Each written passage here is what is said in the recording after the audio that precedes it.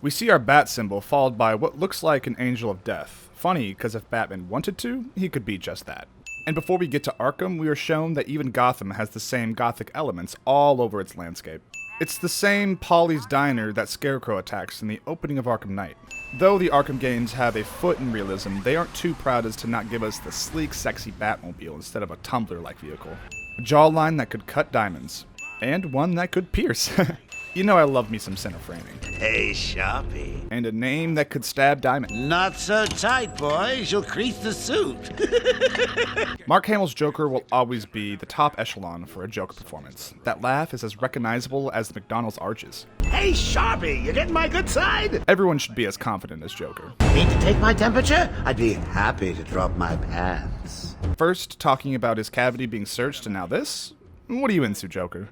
The character's design for Croc is top-notch, horrifying to look at, big as a tank, and he can say the letter B without his lips touching, which is actually the scariest part. A toy collar won't stop me from killing you, Batman. It's kinda exactly what stops you.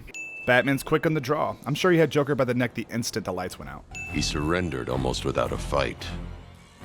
I don't like it. And Kevin Conroy's Batman. Iconic, stoic, badass. I know I love Roger Craig Smith's Batman, but this performance is just completely different. And the free-flow combat system was born, in its infancy for sure, but even now it holds up and is as fun as hell to play. Can you hear me? Is this thing on? Oh, hiya, B-Man. And rounding out our three classics from the animated series, we got Arlene Sorkin's Harley Quinn. Bringing this trio of actors we know and love from the animated series straight into this game was the best way to warm us up to the idea of a Batman game working as well as it does.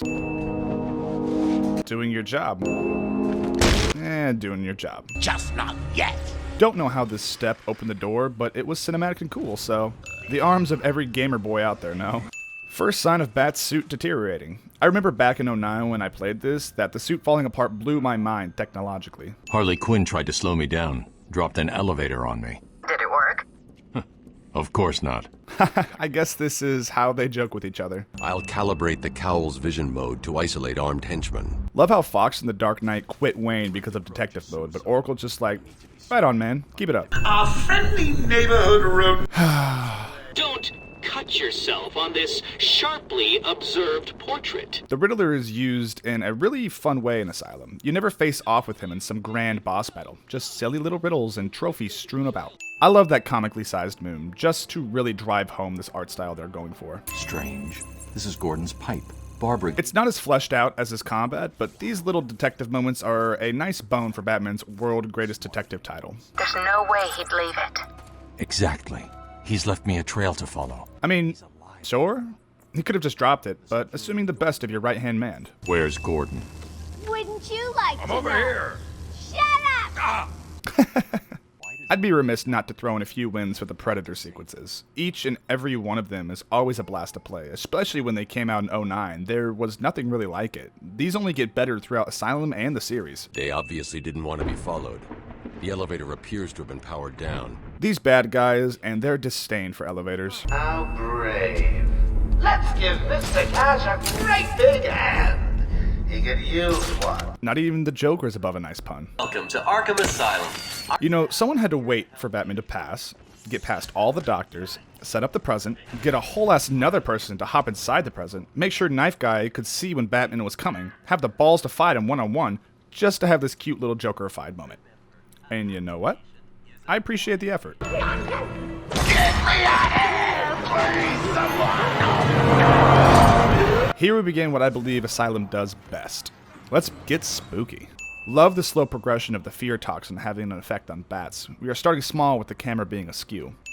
Then we build to his fear of letting more people die. Maybe he feels like the bad guy since he failed, evidenced by the red eyes, which are normally blue. And we are all scared of bugs to some degree, right? Father. You should have stood up to him, son. Like a man. Mom? Help us, Bruce. Don't let us die. And to punctuate this first trip, we are taken back to what Batman fears the most. Like always.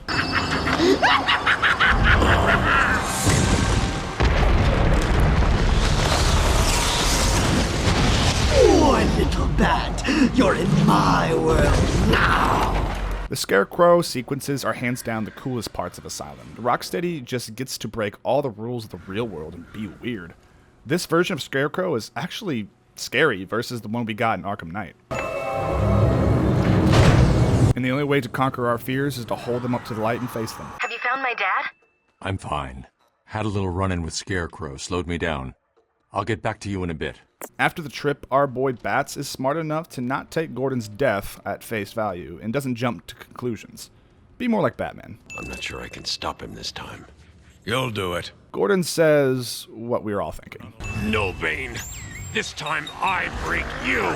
In one line, we get confirmed that this Batman has already gone through Nightfall with Bane. How'd you manage to keep this a secret? It's me, remember?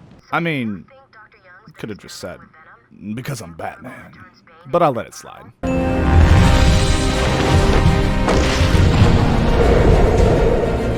Ironic that this was named Dead Man's Point because of all the suicides, and Batman leaps off to get to his home away from home. Odd. Remember when voice activation and stuff like that meant a future? Look how far we've come.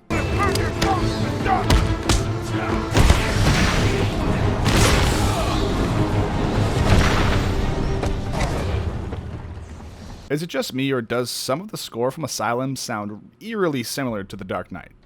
I like The Dark Knight, so... the most nostalgic sounds of the late 2000s. What's Roman doing on Dr. Young's wall? Gotta love the Joker now.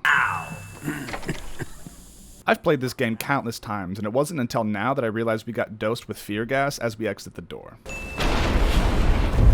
And again with the Scarecrow scene, so unique and fun. Mommy! You really thought we'd have an entry to a Batman series without showing his two dead parents in Crime Alley? Monster, you evil, evil, evil monster! Look who's talking. Okay, this is horrifying. Every boy can recall that time as a kid they had their, sexual awakening. I'm not ashamed to say 9-year-old me was glued to the TV during this scene. Clayface has no skeleton. You know, Bats, I always thought there was a spark between us. Not even Harley's above a good pun. Come and get me, Bats!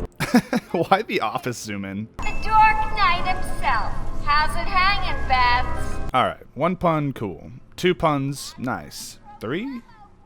Marry me. See those 2 cards over there? I know! Shocked! Alright, I'm done winning puns. You going after that crazy witch? Don't you mean Bruja? I'll stop her and then her boyfriend. Man, John Mulaney really was right about that. Saying my wife or husband is so much better.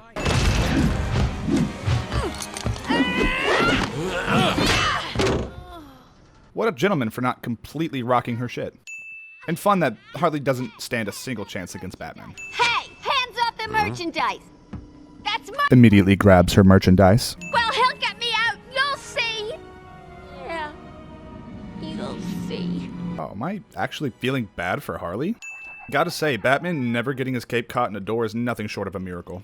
Nothing special about this, I just thought it was a cool shot. They've been using a venom plant hybrid to create the Titan strain. So that's why Ivy was crying out in pain about her bushes.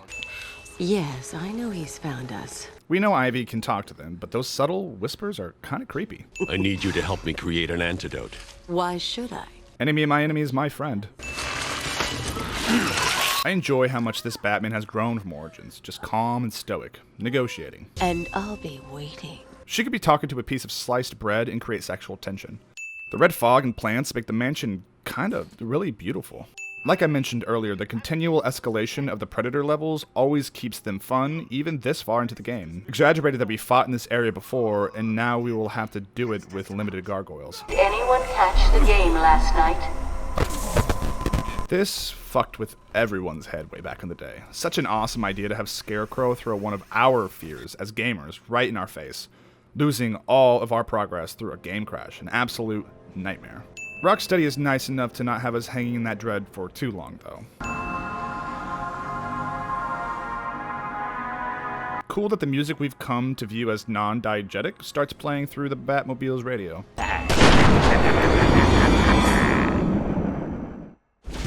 And they continue the mindfuck fake out with making us think we failed and then giving us a bogus tip. How are you doing this? Cause he's Batman, yo.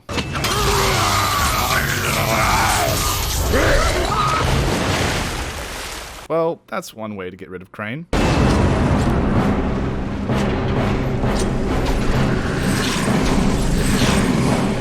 This is a nice shakeup from the Venom boss battles. Tense as hell and not something we could just punch our way out of. I'm waiting in here. Come to me. Oh, how nice of her. Feeling the pressure?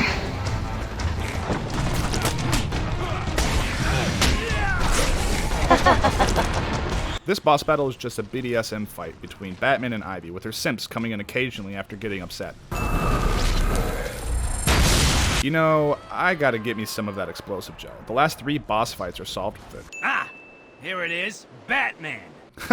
I don't know what I expected, but it wasn't that.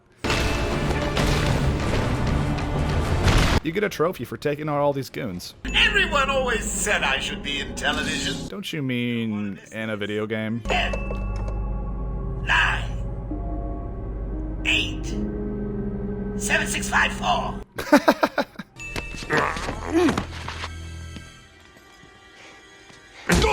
Who else is getting Gandalf's crew waltzing into Theoden's keep vibes here? That's got nerves of steel. No! Taking a bullet for your buddy. Okay, Joker looks disgusting in a great way. Never. Sticking to your beliefs. How was that, Rouse? People get upset that this boss battle is nothing special and boring. And I'd ask, what were you hoping for out of a Joker boss fight? He's not a combatant, and most of the gameplay is surrounded by fighting. So it's fitting that the Joker is just up there posing for the show, having a blast while messing around with Batman. And you know I love center framing. Look at the Joker in front of that big old moon. Ready for the next round? Always. I mean, you kind of have to be since you refuse to kill him. Never. You know I gotta win the sauce. National Bank was just robbed by Harvey Dent, aka Stay safe, Jim. No rest for the wicked. Sequel shadowing. Does anybody remember playing the demo for this way back in the day over and over again? My broke ass couldn't get the game until Christmas, so I've got that opening brawl in First Predator room seared into my brain. Going back to this game is about as familiar as going into an old friend's house. I know where all the turns are, I know how it all works, I know what's expected of me.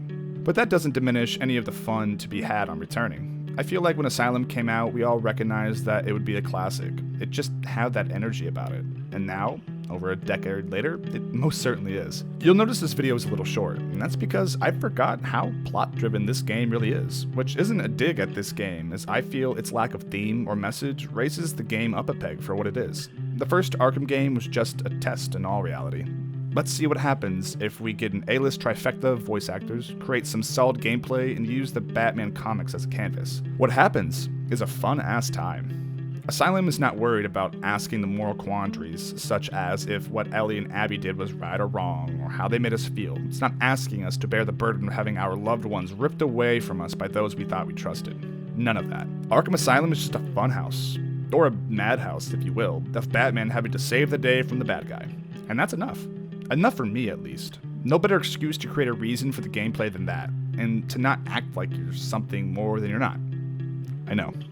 Ironic. Anyway, the lack of central message or lesson gave Rocksteady the freedom to just drag and drop these characters from the comics and just play with them, not having to worry about them all cohesively tying into each other to serve a greater purpose. The greater purpose here is blind fun with characters we love to see, portrayed wonderfully by the actors and designers. Not one character feels like I got skimped out on. Even someone as minor as Zaz had a dope model and great voice acting. And he taught us how to use gargoyles, so that's cool.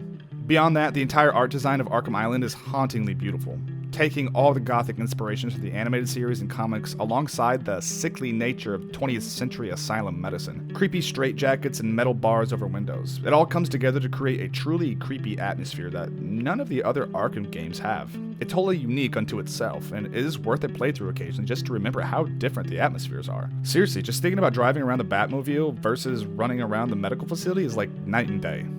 Night and Joker, if you will. There's a strange focus on horror throughout Asylum, least of all punctuated by Scarecrow, who really steals the show throughout. If you told me this Scarecrow was going to be the lead of the final installment, I would have been stoked, and was at the time. But so much of him changed by night that I was sadly disappointed. Something you'd think after there being 3 successive entries to the franchise is that it would be tough to go back to the older combat, and to my surprise it holds up extremely well. There are almost no cracks in the gameplay, and it's just an overall smooth, pleasant experience throughout. We've got great characterizations of all the good and bad guys, fun gameplay, a serviceable story, and a developer who at the time held much respect and couldn't wait to show us more.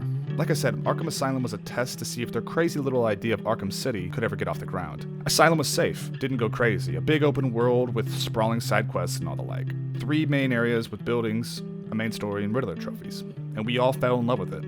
And they knew they had magic in their hands, and they knew not to waste this opportunity. Fast forward the clock's 2 years, and Rocksteady would finally release their magnum opus, but I'll have to save my praise for that game for when that video comes out. Stay tuned, everyone, because there's about to be a lot of content flowing onto the channel that I can't wait to share with you.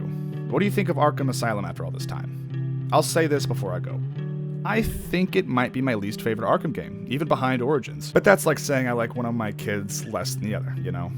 Also, throw some of your own wins down below. I love reading what you guys think and pointing out stuff that I might have missed. Stay safe, drive the speed limit, and tell somebody you love them today. Pizza.